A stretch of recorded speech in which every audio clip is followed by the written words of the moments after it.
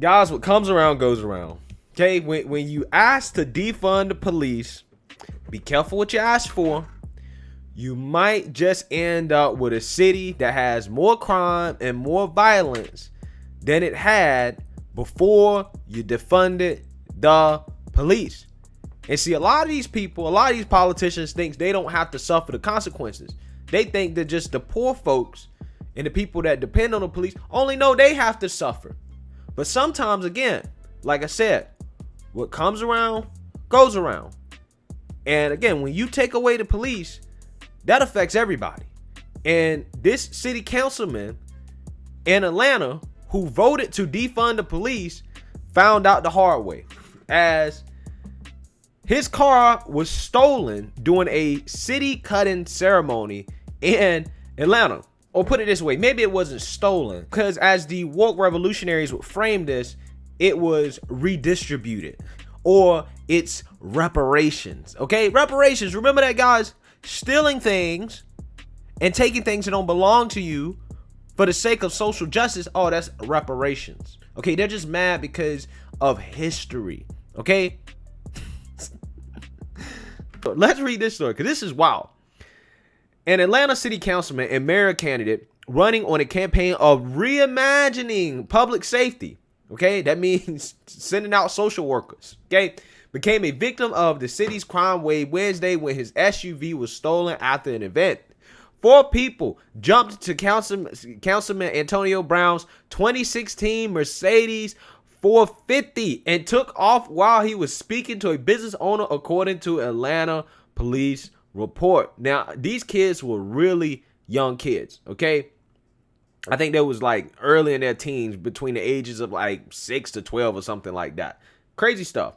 The incident happened along Verbena Street in Northwest Atlanta about 11:45 a.m., police said. Brown had attended a ribbon cutting ceremony for a Dunkin' and Baskin Robbins combination store on Moreland Avenue earlier in the morning, according to the councilman's Instagram account. When Brown arrived at the Verbena Street address, he parked the Mercedes and got out the vehicle to speak to someone in the parking lot, the police report said. That's when several males entered his unlocked car and drove away with it, police said. At this time, officers are gathering information on exactly how this happened and working to identify anyone involved in the incident and locate the stolen vehicle, police said. In a phone call with the Atlanta Journal-Constitution, Brown said the car thieves appeared to be kids and that one of them acted as though he had a gun.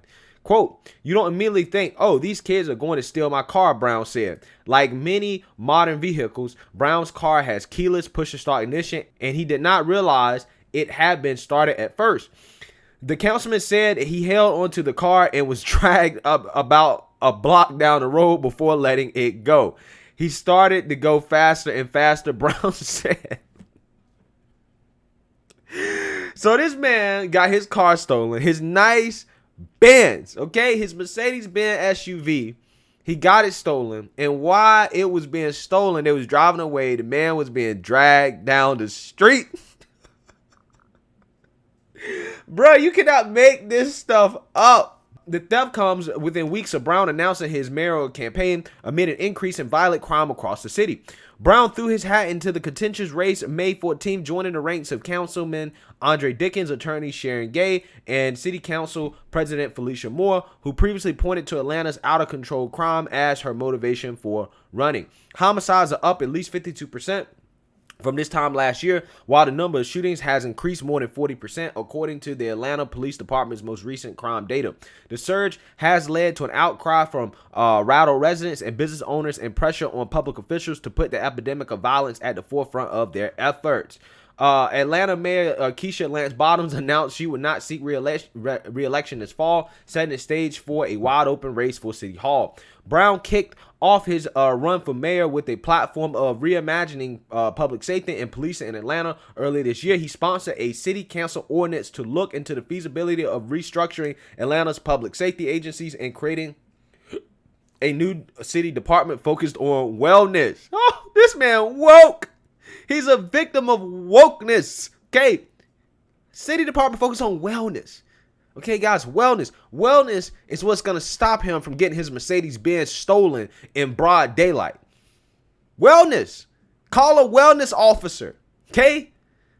Let's get the social workers out here. We got a bunch of kids stealing SUVs in broad daylight. The councilman was also among the 7 council members who voted in support of an ordinance to withhold $73 million of the Atlanta Police Department's budget until Bottom's administration drafted a plan to reinvent the culture of policing in the city. The ordinance, which was narrowly voted down, came in aftermath of mass demonstrations nationwide sparked by the deaths of numerous black people at the hand of police officers. Brown is under indictment on several fraud charges. Prosecutors said the councilman lied about his income on applications to obtain loans and credit cards used for personal purchases. All of the alleged incidents occurred years before he won the council seat in 2019. Wow. So dude voted to defund the police. Okay, he voted to defund the police, and then he got his car stolen, right, in a city that has faced a shortage of police officers, okay, because y'all remember the Rashard Brooks situation. Y'all remember how, again, that 100% justified situation in which he tried to basically fight the police officers, drunk, right, passed out in the middle of a parking lot. I think the restaurant was like Wendy's or something like that.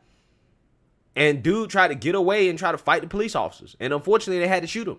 And after that, the outcry came, and people started protesting in the street and burning down restaurants and burning down businesses. Okay, and everybody blamed the police. Oh, the police are so bad. The police are so bad, because unfortunately they had to shoot the guy. Okay, and just the irony, guys. It reminds me of when the Minneapolis City Council again was trying to defund the police, and then they turn around and complaining at the meetings about the increase in crime, talking about how their neighborhoods are being destroyed and that the city doesn't have the resources to fight it. AKA, they don't have the police officers to fight it. The police officers can't show up in time because people are quitting and you're defunding them. And this same guy is another victim of his own stupidity. Dude's talking about reimagine policing, focused on wellness, as if any of that BS is going to help get these criminals off the street. None of that is going to help. And like I've said time and time again, guys, these Democrats are too woke, right? They're too woke. And this wokeness is going to hurt those who are the most vulnerable to these crimes. Those communities that need a higher police presence. That's who is going to hurt the most. That's who is going to hurt. And you're seeing residents push back. You're seeing people get upset and be like, nah, this defund the police stuff, this ain't it, bro. This ain't it. And it's funny because the Democrats and the far left, if they want to keep pushing that narrative, let them keep pushing it. If they want to keep talking about defunding the police, let them do it. But the practical reality of the situation is it's not going to work. It will never work. And that every single time they do something like this, it ends up in situations like this where the same people that have advocated for defunding the police end up suffering from their own decisions. AKA this guy getting his nice Mercedes-Benz SUV stolen in broad daylight.